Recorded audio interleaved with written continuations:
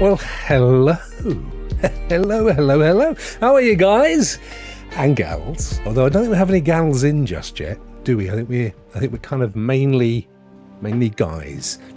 We're like a bunch of little mates, a bunch of little male friends, just, doing a bit of sweat lodge bonding as you do.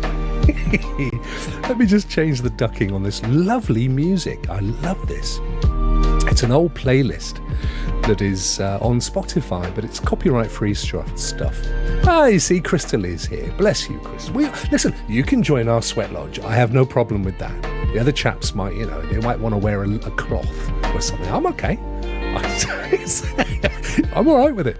Right, let me just put studio mode on and check out the music, man. Where is it? Clock. Ah, there it is. The ducking is a little aggressive, so as I talk, it gets very quiet very quickly. So I can change this. She's got so much good news. Oh, this is awesome. This is what we like. Attack. Let's take that attack and the release down and the output gain and the ratio and the threshold. We'll see. I don't know if it makes a difference. I can't wait for your good news, Crystal. This is excellent. Excellent. It's exactly what we need on a day like today. Let me turn that up. Hello, Crystal, my lovely and beautiful wife. Oh, it's lovely, isn't it? It's all lovely. It's a lovely Wednesday is what it is. It's Good News Wednesday, ladies and gentlemen.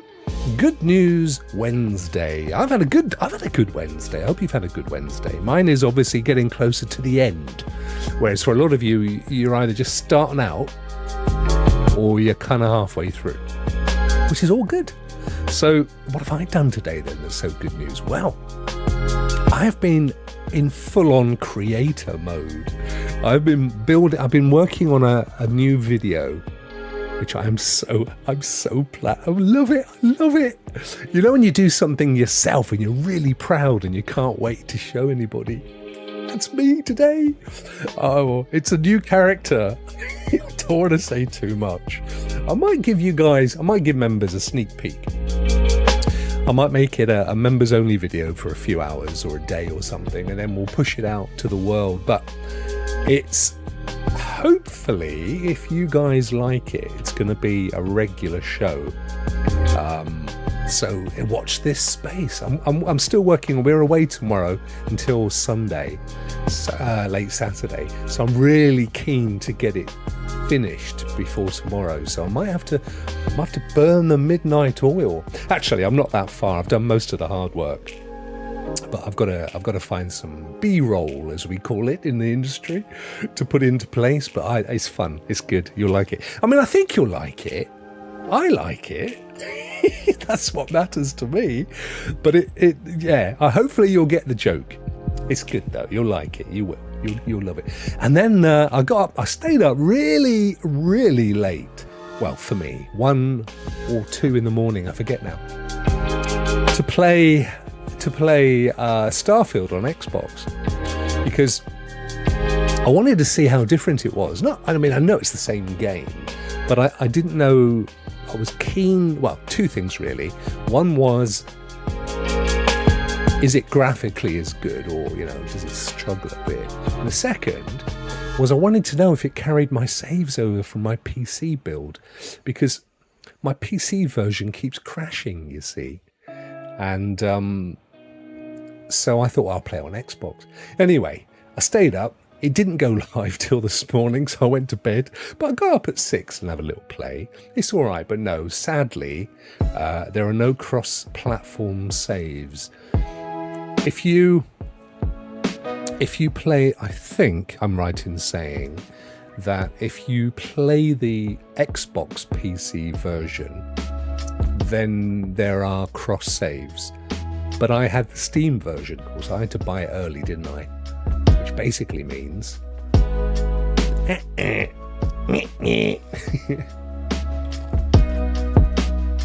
it's all good. Other than that, though, packing for tomorrow. What else? I discovered a whole bunch of new AI apps today, which I've been using and loving. I'm really getting into, but so much stuff. I was saying to Mrs. Rokk over lunch, as one does, that, I've bought subscriptions recently, like monthly subscriptions to web-based AI apps. Oh, hang on, we got incoming news from Crystal. Let's read quick. So my good news is I am home. Yep. My financial issues are improving. This is good. Oh, that is Ant. We'll come back to you, Ant, in a minute. I've just got to finish a message from Crystal. My daughter starts her new program this week, and my youngest is off to college. So, and that's all the same news you gave us the other day, but it's like the right day now. That is good though, isn't it? Because all of that stuff culminates in making you feel happy, doesn't it?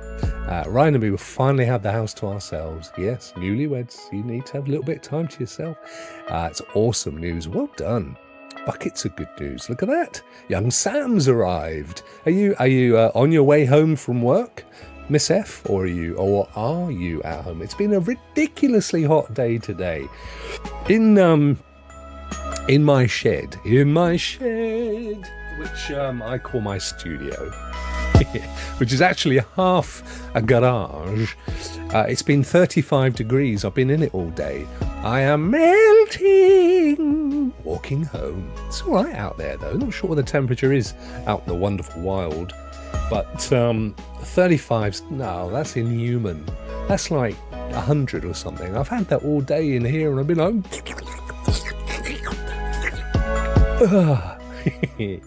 But it's all good. I'm doing it because I love to create. It makes me happy, just like, and learning stuff as well.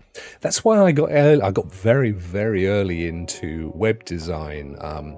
So to put that into context, Tim Berners-Lee, who is kind of heralded as the inventor of the World Wide Web, not the internet. The internet had been going since pretty much World War II, when it was known as ARPANET, which was something like a joint forces communication. The idea was they wanted to be able to send messages to various military bases in the event of a nuclear war. This was the thinking. So how can we can't, if we send a signal on this cable, for example, between Massachusetts and Ohio, right? And a bomb goes off in the middle and the cable's broken and they don't get the message. So they needed to come up with a way that they could get a message, and it basically worked off the basis that the way the World Wide Web works, or the internet works, which is essentially you're not actually sending it in one direction. You kind of just send it and it goes there and it pings across to there and it goes up there, and then there's a copy of it over there and that sends it here, and it's a web is what it is. And then young Tim Berners-Lee, I don't know how old he is now, he must be kicking on. He came up with the whole idea of the World Wide Web, which was using that language, hypertext markup language, to design and define a page of content with images and text. And anyway, 1991 he launched the World Wide Web, which was coincidentally the year that I married Mrs. Rokk. 4 years later, I started the first web design agency in the Southwest. Very early. And we were trying to sell websites to people that didn't even have the internet nor an email address. And we'd phone up. Me and my partner, my business partner at the time, John, his job was the sales, and he'd phone up and say, oh yeah, you need a website for the tourist information, wherever it was, Dartmoor. And they'd say, yeah, come up, bring the internet. We've never seen it. It was like the IT crowd. We bring it up in a box. Don't be very careful with the internet. Don't drop it. Oh, there you go. It was genuinely like that. Granite, Mr. Rokk. Spelt correctly, I hasten to add. How are you, my good friend? So anyway, yes, there we were. I have no idea where I got it. Oh yes, I know, because I just love to create stuff. That's where it came from. And I love to learn at the same time. So at the moment, learning how I can harness all the AI tools to add value into my videos and my stuff. Not actually, I'll be honest, none of the tools that I'm using are making it quicker, the process. I'm taking as much time as I ever did. But what they're doing, which dawned on me whilst having a shower earlier, is the worst thing for me is the blank piece of paper. It stops me from doing my art or creating anything. You know, it's just the thought, the start process, that blank sheet of paper, writer's block. And the great thing about AI is you can just say, oh, I don't know, mate, give us an idea based around this, and then it will write a script. Now, you'll end up rewriting a lot of it, but it gets you off the block, off the writer's block, and that's the key. There you go, Granite remembers BBS. Oh yeah, BBS, which would take a day or two to send a message. Oh mate, the days, those days. And you'd put your little modem, was it modulator, demodulator? Do you remember the ones where you had like two suction cups, and you had to put the hand, the phone, I don't know, what did you call that? The hand piece, I guess, into the suction cups. And then and it would work at like 16 bytes per minute or something. Ridiculous. Which is why it's not really until the last 10 years that we've been able to have like really super amazing web-based apps, because we just the time to send the stuff and the processing power at this end to actually run the scripts that give you a desktop application experience. It's taken until now. I love it. I'm such a nerd. Am I a nerd or a geek? What's the difference between a nerd and a geek? Proper YouTubers would say, drop a line in the description down below and in the comments and tell me what's the difference between a nerd and a geek. But I don't do that stuff. I can't be bothered. I don't know the difference. I mean, I'm guessing a geek is somebody who's like really into tech, and a nerd is just, you know, the weedy kid in class. I don't know. I tell you what, let me properly look up the definition. What is the difference between a nerd, it's already there, and a geek? Right, it says a nerd is academically inclined, definitely not me, and has a deep knowledge of a particular subject, while a geek is passionate about a specific topic or activity, regardless of their academic pursuits. Bing's coming in as we talk with its own version. Hello, Bing, what have you got to tell me? Hello, this is Bing. According to various sources, a nerd is someone who's very interested and very good in academics. In academics? Bing, back to school, come on. While a geek is someone who's extremely obsessively interested in a particular field. So like gaming, or AI, or content creation. Not necessarily academic. Nerds also tend to have weaker social skills. Oh no, that's not me. I'm definitely a geek. Geeks often wear t-shirts displaying the object of their interest. All right, look. GeForce Now t-shirt. I'm a full-on geek. Geeks are, while nerds are unconcerned with how others perceive them. I'm definitely not a nerd. I'm a geek. I'm proud. Proud to be a geek. A bit like Geek to Sneak. I wonder what Geek to Sneak's particular thing of passion is. Wow, be worth knowing, wouldn't it? When if he pops in, does his little AO later, we'll ask him. Geeks have more fun. Yeah, that should be the t-shirt, shouldn't it? Absolutely. I wonder if there are geeks. I wonder if there are Greek geeks. Because a Greek geek would make a fantastic t-shirt. I think I'm a nerd. Is that like is that like a silent G? Is that like a GNU? A gnerd? You could be a GNU nerd. An antisocial geek. You're not antisocial. You're gregarious. That's what you are. You're gregarious. We've seen you stream, and I mean, look, everybody is self-conscious. Right? Well, unless you're a sociopath or a narcissist, in which case you don't give a stuff. But most of us, we're self-conscious because we want our best self to be the self that comes over, particularly when we meet new people. Right? We want that first impression to be a lasting, pleasurable one.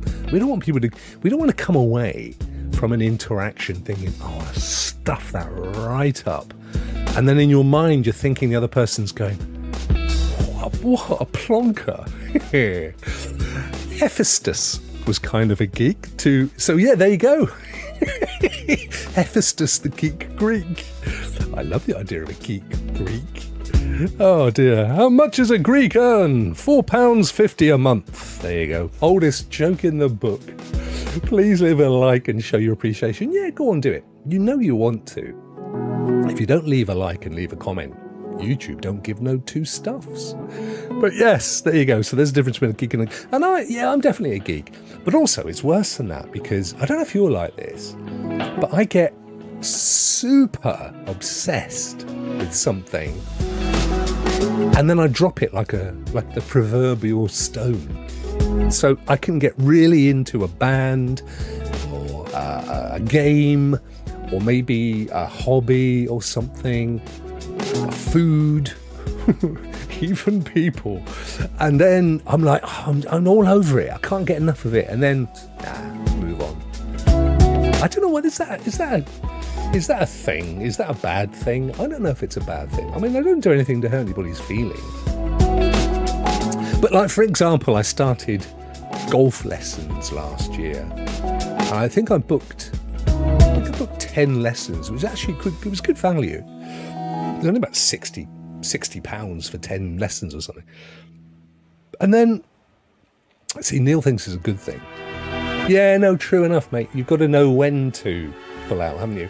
I just go by my gut. If I'm no longer enjoying something, or I'm just not getting that kick that you kind of got early on, I just move on. I just kind of have enough of it. So golf, I did half of those lessons. I thought, nah. And I walked away from it. I just thought, nah, it's not for me. I got ducking on here as well. That's probably why it's ducking itself. Although let's turn it down to there. That's going to be okay. But yeah, no, that's me. That's just me all over. Because it's like I was playing Hogwarts and getting into it big time, and I've still got quite a bit to finish. But then I can't think of which game came along. I don't think it was Starfield. I think it was Remnant 2. And I haven't gone back to Hogwarts, and yet I really, really liked it. But I'm going to have to, I think, Starfield, which, by the way, I'm really into now. I'm actually enjoying it. The thing that everybody says with Starfield, and if you're new to it, because of course today it came out on the Xbox, if you are new to it, I would say the key thing is, and this is what everybody says, the main storyline's a bit, but the side quests are amazing. Dead Island. Did I play Dead Island after Hogwarts? I can't remember, Sam, actually. May have been. I mean, there have been so many games this year, it's ridiculous. Oh, that was for you, was it? I will come back to it, though, definitely. But yeah, do the side quests. They're great fun, and they can be really engaging and engrossing, and lots to do and places to explore. And they don't impact the main storyline. That stays there. You can go back to it whenever you want to. So, it's not like some people say, oh, I'll do the main storyline and then go back and do the side quests. I would say just gradually do the main. Don't get overly worried about it. Enjoy the side quests. And there's so many ways you can play the game. I know somebody I know, all they've done is steal in the game. They've just stolen people's ships and stuff and everything and ended up in jail. You can in Baldur's, can't you? With the old pickpocketing and stuff. But I'm a good boy, I am. I like to play good boy ways. So I always choose the nicest. Do you do this? I can't help it. I know when you're doing a game, you're supposed to use it to role play and pretend to be someone you're not. But I can't be nasty. I always choose the nice things. I prefer to get a nice pat on the head and go, well done. Well, that was a good choice. When it says in the corner, such and such was pleased with your choice. That's how I play. I know some people, they're like, nah, Yeah, play it nasty. Be evil. Go on, kill him.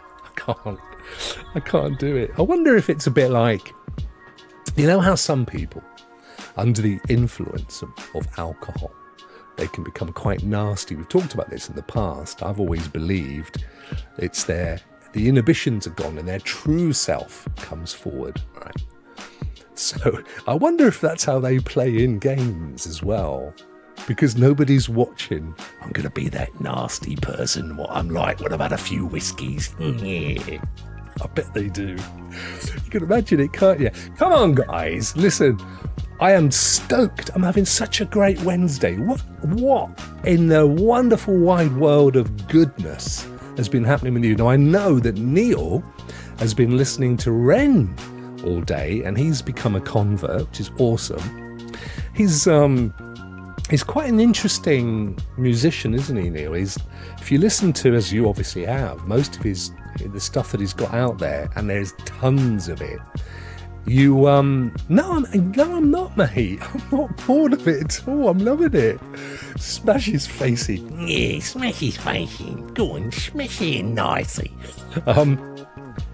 He's got stuff he's such a wide catalogue of stuff. There's some covers, really interesting covers that you wouldn't expect to hear. And then there's some instrumental stuff, and there's some proper singing stuff, and then obviously the heavier rap stuff. He really is. He's an artist, isn't he, Neil? I think some of his stuff, I for example, I know that Hi Ren was the thing that really propelled him. But actually, I wouldn't tell anybody to listen to that first, because I think that's quite heavy.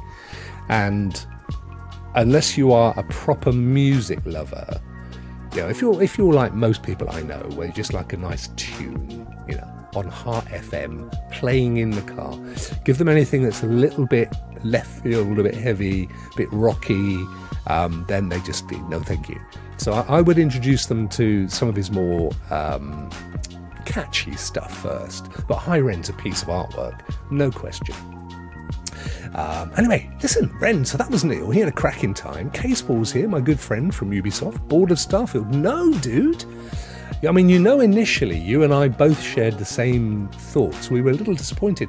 But as I was just saying to my good chums, what I found was you just have to get out and do the side missions and the side quests. And wherever you go, just randomly head off into another solar system, wherever you land on a planet. And it's not totally open world, guys. They kind of oversold the fact that there's 1,000 planets and you can visit them. You know, you can't get off, you can't land anywhere.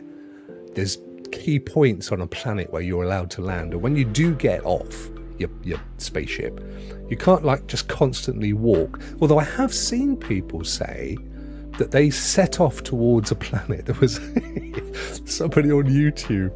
She did a 7-hour stream where she headed off towards a planet, just like at normal speed, and it took 7 hours to get there. Here is my good friend Rokk Show. Think of this. My granddaughter started first grade today, and my youngest started 12th grade. Wow. You are a lot older than you look, mate. You must be, 70 now? Getting on? My girls, they're not even, near the altar, let alone about to make me a little granddaddy Rokk. I love that. I adore children. I absolutely love them. Anybody's. I'm not fussy. I just love playing with kids and enjoying their company and making them happy. I love it. I cannot wait until I'm a granddaddy. I really can't. I am going to spoil them rotten, and they're going to repay me with hugs and love. I'm old enough to be your father. Luke, I'm your father. My niece, Rockmouth's niece started first grade this year. Wow. Of course, it's back to school all over the place now, isn't it? I know in the States you guys finish school for summer and go back a lot sooner than we do. I think you guys, can't remember if it's July or August you break up. And, or was it June or July? And I think our mob don't finish until August. Daddy Cowboy. Yeah, he's a good old fella, is that? Where are we? Well, it's telling me it's 31 degrees, so it's dropped in temperature, which is nice. So, of course, it's Good News Wednesday. And unless we have any advances on the Ohio duo, I'm going to be awarding Crystal a game today because she's so happy. So many nice things in her life that I'm going to top it off with a little game to play, and you can choose. We won't do the wheel. I'll give you the list, Crystal, and you can choose the game you like to play, because that's how we rock. So let me see. We've got our good old website. Rokk Show, says Sam. Why do you never put a space? Why my Rokk Show here? In New Jersey, the schools close around June the 20th for the summer. There you go. Start back up at the beginning of September. So how long do you guys have off then? That's like 8 weeks or something. I think ours go back to school this week or next week. I forget now. Second week of September, and then they start the summer holidays about first week of August, second week of August, something like that. Of course, the whole concept of summer holidays goes back to agriculture, farming, where they needed the kids off of school to help them gather in the harvest, help around the house, that kind of stuff. Get the food in for the winter. That was the whole reason behind it. Of course, it's become, I suppose it's just now, it's just a big break, isn't it? It allows the teachers to catch up on stuff, take a break. Yeah, it's not long. I don't put the space so I can tag you. Let me try. It doesn't tag on my screen. So the system that I use, it doesn't give me any tagging. It's not like what you're seeing in YouTube. I'm using a separate windy. It's a separate windy, which you guys can't see. I don't think. You might be able to go over to Simple Larry. Yeah, no, Simple. Hello, Simple Larry. Rokk. See that? No lips. Look, no lips. No lips. Look at that. I don't know how they do that. I don't. How do they do that? How do they? What do they do? Do they use their? I mean, they always like bite their teeth, don't they, like that? I suppose it makes it a little easier. What's up, Bulls for Life, Chicago? How is it going, my friend? Good to see you, brother. What is up? Well, you've just joined us. We're going to go and have a look at the wonderful world of Good News website. I do like this website. This is quite interesting. Look at this. It says the prehistoric bird, once thought to be extinct, returns to New Zealand. Wild. Wild? I expect he was flipping livid. He's been ignored for centuries. Poor thing. All he wanted was some love. Now, is it me, or is he wearing a red boot? Let's go into the article. Wild? I was livid. Let's have a look. That's an old, not the 9 o'clock news joke, folks, I have to say. It's not one of mine originally. It's a Takahi bird, apparently. I wonder how big it is. I mean, it's quite a lot bigger than the other one. In a massive and historic conservation success story, 18 Takahi birds. Takahi birds have been released. Do you know why we have bank holidays? Well, they're all different versions, aren't they? But I don't specifically know, other than celebrating this and celebrating that. I know back in the Victorian times, Caseball, factories would all shut down for 2 weeks a year. Not all factories at the same time, but everybody would shut down for 2 weeks or a week. And that's where package tour holidays come from. Because a certain Mr. Thomas Cook thought, well, all of these people coming out of factories with not a lot to do, I could get, I'll do a special thing where I can organise a train ride down to Sidmouth or Brighton or wherever, and do a special price for 300 factory workers, all to go to Brighton in a hotel and everything else for 3 or 4 days. And that's kind of where that came from. So that was Thomas Cook, very famous name in the UK, who invented that concept of kind of cashing in on the fact that these factories would all close. I mean, a lot of these places still do. I mean, look at governments, for example, both ours and in the States. They've just come back today. I think it's the same in the US. They have like 4 or 5 weeks. They just shut down. That's it. And they go off and have all their holidays and stuff. It kind of makes sense rather than have people dripping off. And I've often thought of it myself. The only problem from a business like mine is that if you make something, you can just shut the machinery down and get the stock out there and everything. And that's it. No more. Nope. But when you've got clients that constantly require support and maintenance, and you're working on their projects, and you just can't say, sorry, mate, there's nobody can help you. Get out of it. Get out of it. Go on, get out of it. Lake Wakatipu. Hey! Oh, love it.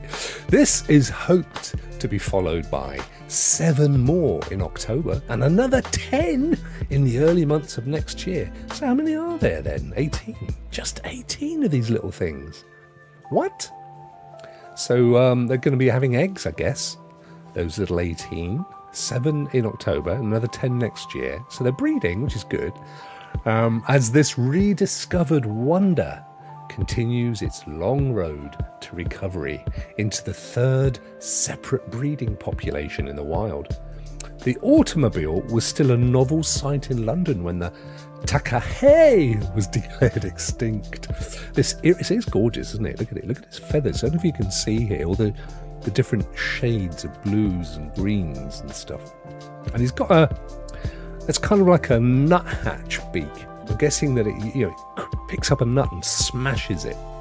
The company I used to work for only got off for certain holidays, but no more than 2 days off. Now here's the thing, Ryan. Were they introduced by Cadbury's? Just outside Birmingham. That's interesting. Here's the thing, Ryan. In America, you guys have far less holidays than we do over here. I've spoken about this before. When you guys have your big holiday, it's typically a week, and then you might get 3, 4, 5 public holidays in a year. We all staff in the UK pretty much get 4 weeks holiday, and then around that there's like another 15 public holidays.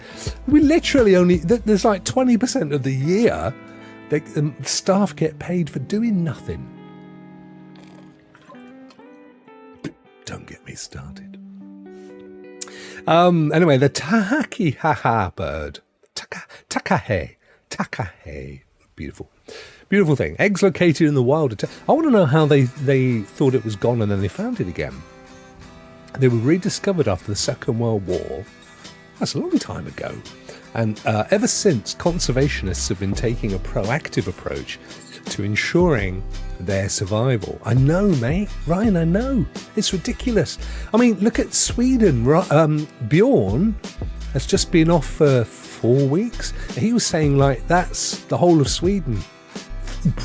And I know in Italy, they do a similar thing. They tend to shut down for a couple of weeks in August across Italy. And then they head down to the coast and do their Italian holiday thing. It's interesting. Different countries around the world, how they approach the whole concept of holidays and stuff. That's interesting about Cadbury. Cadbury is a manufacturer of chocolate confectionery. Been going for a couple of 100 years. And they come from a place just outside Birmingham called Bourneville, which is also a brand of their chocolate. Never been to the factory myself, which is a good thing because I absolutely love Cadbury's. It's the best chocolate in the world. And it's just an obesity in a packet is what it is. Eggs looking in the wild, taking the care to protect them from the stoats, ferrets and rats. Little blighters. I bet there were no rats in New Zealand until sailors turned up. Conservationists raise chicks in breeding centres by using sock puppets shaped like an adult takahe. So, Rokk, yes, and I'm doing something pretty cool this weekend. I'm heading to New York to meet Chariot Man Gaming in person. Wow. And next month, Holtz is coming over. Wow. Oh, that's awesome. I was watching Chariot Man last night, funnily enough. He creases me up. He was sat there. He goes, I got my ice water. It's water with ice in it. Thanks for the explanation, Chariot Man. I would never have got it otherwise. He shakes it. It's water with ice in. He's brilliant. Oh dear. Anyway, them survived, which is good news. The little takahe. Oh, look at this. They're almost prehistoric looking, says Tomai Cassidy of the Ngai Tahu indigenous group. I'm sure they don't pronounce it like this. They don't pronounce it like a carry-on comedy film. Who steward the land around Lake Wakatipu. Very broad and bold. What is? The land? Or the name of it, or what? I don't know. Oh, look. This little one. Yeah, I wanted to meet you. Oh, I'm coming over sometime. 100%. I'm absolutely coming over at some point, my friend. Maybe next year. A bit late in the year now. Having said that, might come over for Christmas. You never know. A rare pair of chicks. Look, let's have a look. Oh, look, guys. Look at the little head under the wing. Let's have a look. You see, they're emphasising that it is rare here by not actually showing you anything but a few strips of grass. Oh, there's a beak. Yep, see. We've got our own music to it as well. Look at that. Come on, baby. Out you come. There he is. Oh, she's having a drink. Look at that. Wow. Wow. See, I know evolution, it's a bit that way, isn't it? Unfortunately, animals do go extinct. If on an evolutionary basis they can't evolve, but it's not fair when they're killed off because of what we've done, or animals that we've brought to the environment. For example, like cane toads in Australia. Have you ever seen a cane toad? It's the size of a dog. It's a toad the size of a dog. And they come from Florida originally. They were used in Florida to keep rodents and pests down around, I think, tobacco, but it may have been sugarcane. No, sugarcane, hence why they're called cane toads. And Australian farmers thought, wow, mate, look at them cane toads. So they bought a shed load of these massive things and brought them over to Australia, where they have gone absolutely mad. And they eat anything. They just destroy everything. There's a problem when we introduce non-indigenous creatures. Look at the tiny little baby under its... Oh, Mum. Oh, bless. Look, just see it down there.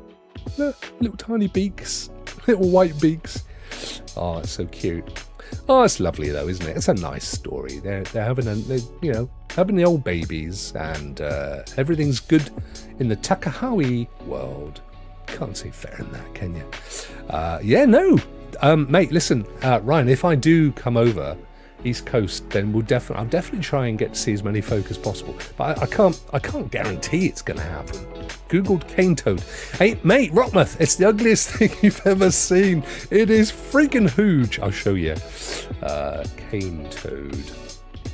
They are massive, and if you can see one that a human is lifting up, because that's how you're going to get a feel for how flipping massive they are. They are ugly, huge.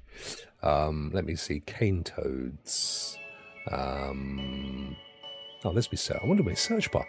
Cane toad, large. because you want to see the big ones, really, and images. Look at this thing! Look at the size of it! And that's a small one! And the worst thing is that they secrete a very toxic chemical, which will kill an animal. I mean, if a dog was to lick it, for example, they wouldn't last long. I hope this... Oh my God, look at this! Look at the size of that thing! I hope this guy washes his hands, is all I'm saying. Oh no, what? Oh no, guys, don't look. He's got a mouse in his mouth. Oh, that's horrible. So there's your cane toad, as I said, originally from Florida. I'm sure that before sugar cane they were called something else. But they're just unstoppable. They just can't. It's one of the only creatures in Australia that anybody can kill them. You don't have to have a license. They want rid of them, but they can't get rid of them. Oh my word. That is ridiculous. There you go. That's what we're talking about. He actually looks a bit like Crocodile Dundee as well, doesn't he? Look at that. No, they're massive. They're massive. They're ugly. They're not nice. They do nasty things. No. It says, I love what it says here. It says, a man holding an absolute unit of a frog. And then the website's called Absolute Units.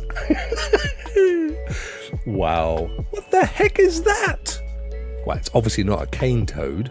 Look at the size. Look at the size. Oh. Anyway, that's not good news, is it? It's not what we're calling good news. Let's get back to good news. Let's get back. One more time. Okay, cool. So, also in our good news website, come on, back you go. There we go. Look at this. Sleepy Italian town digs up an extremely rare Roman temple while trying to build a supermarket. Well, I don't know who that's good news for. It's not good news for the supermarket, is it? Let's be honest.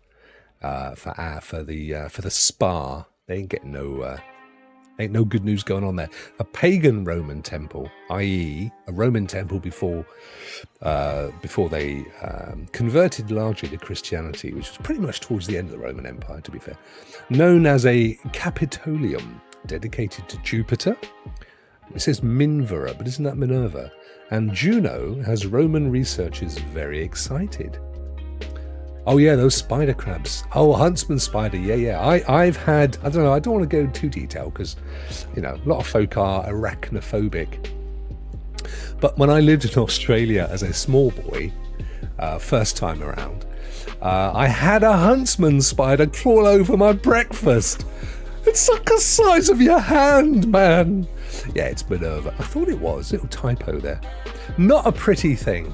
We were living in an old colonial building, which would have been, even then in the 70s, it would have been 100 and something. Sorry, Ryan, 100 and something years old. And it was part of the estate owned by a monastery. I don't know if I've ever told you this story. So my dad, and he would have been still in his 20s, I guess. He was doing some building work at a convent, not a monastery, a convent in Australia, in eastern Australia. And so for some very lovely nuns, actually. And the lovely nuns put us up in a house. So we were living in the house while my dad was building a massive extension with a gorgeous stained glass window and stuff. And but that was a very old building, so you can imagine what kind of life may have lived there. And I always remember, because you're traumatized, the beds had those kind of nets over them, like the mosquito nets like you see on those films in Africa and the deep south of the States. Only some of the stuff that landed on those nets were bigger than mosquitoes. I'll never forget this massive thing. Whoa! Oh dear. Good fun though. I'd love to go back to Australia. Love to go back. Anyway, this was this ancient temple that they found, which is nice. I don't know whereabouts this is in Italy. Does it say anywhere? Eastern Emilia Romagna. Anyway, that's nice, isn't it? That's all good. Yeah, it's nice. If you like a nice Roman temple. What about this one? Ocean Cleanup. We like an ocean cleanup. Launches... Ocean Cleanup, I think, is the name of the business. Launches huge system in Pacific garbage patch to clean a football field every 5 seconds. Wow. So I think this thing just literally gets pulled along and just like grabs stuff in its wake, just drags it through the sea. Well, the real shame is that these kind of things even need to exist. And even then, it's only going to be grabbing the stuff that's floating on the surface, isn't it? You know, anything that's heavy or fills up with water or what have you, it ain't happening. Last week, I shall read it, right? Last week, the Ocean Cleanup Group organisation has been tackling the Great Pacific Garbage Patch, which probably is miles and miles and miles of rubbish plastic, deployed their System 03 for the first time. Nearly 3 times larger than the previous technology, capable of cleaning the area of a football field every 5 seconds. Wow. Does it go off on its own then? I mean, no, there's little boats on the end there. Do you see them? I wonder why there's like a mini version in the middle. I wonder if that's to... I don't know. Should we read further and see? This follows testing of their 2 smaller systems, which succeeded in extracting over 275 tons of plastic in 2021. The arrival of System 3 marks a huge leap forward for the Dutch CEO, Boyan Slat, which to me sounds like the noise I get when I've been naughty and the wife hits me around the face. Boyan Slat and his team, and their mission of ridding the oceans of at least 90% of the plastic by 2040. Oh, wow. But surely, in order to rid the oceans of all the plastic by 2040, they have to stop putting it into the oceans now, don't they? Because they'll just keep going. It's like a never-ending story by Lamal. System 3 consists of a floating barrier, which is 1.4 miles long, stretched out, which is towed between naughty Rokk, towed between 2 slow-moving vessels. This barrier suspends a screen extending 13 feet. Oh, okay. So it does go down. It goes down 4 meters, 13 feet, below the surface of the water, where most floating plastic is encountered. So what happens to aminals and little fishies and things? Once the trash is removed, an onboard crew sorts it to ensure the plastic is put to good use. Wow. By recycling it into sustainable new products. Hey, this is really cool, isn't it? We'll have a look at the vid. Most recently, they teamed up with automaker Kia. They're Korean, I think, to incorporate the salvaged plastic into their new electric vehicles. No, that's amazing. With the first batch delivered to Kia on System 002's final return to port earlier this summer. To prove we could turn this trash into treasure, we used our first ocean catch to produce the Ocean Cleanup sunglasses. I want a pair. What do they look like? Yeah, look at those dudes. Ocean Cleanup sunglasses. Yes, I like it. Wow, how much are they? I'd pay $30. 2.2 million? No, it's the startup. I'd definitely... Oh, hang on a minute. $199. Yeah, my eyes ain't worth that. That's the old sunglasses there. Are we still on sunglasses? Yes, we are. There is even a marine animal safety hatch on the new model. This is what I wanted to know, which is monitored by underwater cameras, letting crew members provide any animals with a clear exit. Wow. Was it like a little thing that lifts up and lets the little animals out? This is very clever. Simultaneously, Slat and his engineering team are also tackling a related issue, a facet that is just as critical to the overall plastic pollution. They do look dope, don't they, mate? I know, $200. Come on, it's made of recycled plastic. Mind you, so is normal sunglass, probably. By turning off the taps, what's this? A facet that's just as critical to the overall plastic pollution problem, the world's most littered rivers. The UK. Don't talk to me about UK and rivers, guys. We have the most polluted rivers in Europe, full of sewage. There's not one river in the UK that isn't polluted with nasty sewage. It's an indictment of what happens when a government thinks that business should be allowed to do what it needs to do. By turning off the taps and catching plastic along the river's course, the much more difficult task of capturing it in the ocean. So before it makes its way down the river into the ocean, they're looking to catch it in the river. So they could just drop a thing, couldn't they, across the river, and it just piles it all up with little slats for the fishies to go through and stuff, and they just come and scrape it out. Clever. 220,000 pounds of trash per day. Indonesia announced an ambitious goal to reduce plastic litter in its waterways by 70% in 3 years using their river barge. Look at that. After positive results in Jakarta, the interceptor was deployed in other locations: Malaysia, the Dominican Republic, Vietnam, and Jamaica. Jamaica? No, she went of her own accord. Ta-da! And most recently in Los Angeles on Ballona Creek, which flows next to Venice Beach, carrying plastic into the Pacific Ocean. This is really cool, isn't it? It's a great idea. Let's have a quick look at the video of it. That's the river one there, I think. Oh yeah, here it is. So look at this. It's got a bit of audio there. Here we go. Look at this. Look, Ryan. Wow, look at the size of the ship. And then they are bagging up the plastic. Look. Wow.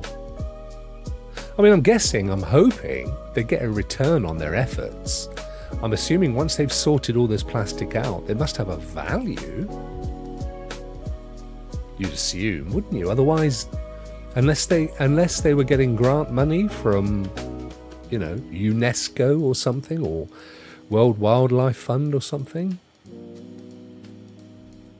Otherwise, I mean, it would be nice to think, wouldn't it? It'd be nice to think people like Elon Musk and Jeff Bezos, with their unbelievable wealth, would say, "Now, guys, we're going to give you 100 million. It's important for my grandchildren." You'd think so, wouldn't you? I mean, I don't. I'm not going to say they don't. They might do. I know Bill Gates certainly does. I know he puts a massive amount of cash into various philanthropic things. That's interesting, though, isn't it? I mean, they didn't show it in the water, but we saw that at the top here. So those little boats there, they must be. I mean, they're little there, but it gives you an idea of scale, doesn't it? Given how big that boat was when we saw it pulling on the stuff onto the deck. See, this man here is so strong he's able to lift a boat. Look at that. Remarkable man averts oil tanker disaster by crowdfunding to remove crumbling ship from the Red Sea. He's very strong. Look at him, look. He's got it on his shoulder. Digging a waste pipe reveals fossil treasure trove of unknown species. 3 million years old? Wow. Digging a wastewater pipe reveals fossil treasure trove of unknown species. 3 million years old? Wow. Well, they look like shells to me. Excavation. This is in Auckland, which is New Zealand again. Excavations have begun on 2 huge vertical shafts for a major upgrade of Auckland's raw sewage pipeline. Sewage again? When they came across something astonishing. Wow. 182 different mollusks. They're never interesting creatures, though, are they? I mean, you don't care about a mollusk. Scampi. I care about scampi. I think that's probably it. Sizzling clouds, storms and spectres witness the awesome power of nature through UK weather photo contest. Look at that. That is beautiful, isn't it? Oh, there's a twister. Brazil. Oh, look at that. That's like a scene out of out of the old thing with Game of Thrones. That's what I was trying to think of. Oh, that's nice. Right, that'll do us, I think, in the wonderful wide world of good news. That's a lovely website. I do like visiting that one on a Wednesday. India became... Well, we did this one last week, didn't we, India? And we did the totem poll last week as well. So we are actually up to date. We genuinely are. There we go. Crystal, my darling, I'm going to sort a game code out for you. I will see you. Let me know again the kind of games you like, or I'll let you have the list, because you've had a good week and a good news day, and that deserves to be rewarded. So I'll get you a game over. I'm actually merging all the games that I've been giving away on a daily basis. I'm merging them all into the Friday members only giveaway. So there'll be loads of games, and I might do more than one giveaway on a Friday. Absolutely. Enjoy. We may do a couple of giveaways on a Friday. Not this Friday because I'm not around, but maybe next week. So we can have more people enjoying it. She deserves the praise. Bless her, Maeve. Absolutely. Right, lovely folk. I am heading out, and as you know, I won't be around tomorrow or Friday. But it's all good because we got 3 shows in this week. Monday, Tuesday, Wednesday, so it was no different to normal. It's all good, isn't it? I will see you guys. I don't know what I'm doing tomorrow. I'm in 2 minds about popping in. If I've got a decent signal, I might turn up on Rokk Players as a remote guest. I don't know yet. I'll see. I'll have a chat with Bjorn first. He may have a full house. Failing that, I will see you guys on Monday next week. Thank you, Ryan. Bless you, my friend. Awesome chat, as always. Don't forget to leave a like, tell your friends, buy fish and chips, enjoy mushy peas, do the whole thing, and I will see you lovely folk. Actually, I might get that video out as well. If I get that video finished, and God bless you too, my friend. If I get that video finished, that I hinted at the beginning of the show, then I might do a little members only view of that later and then make it live tomorrow. We'll see how I get on, because I've still got a bit of work to do, but I think you're going to enjoy it. I will see you guys soon. Have a fantastic rest of the week, and if I don't see you before, have a great weekend. Take care. Rock out.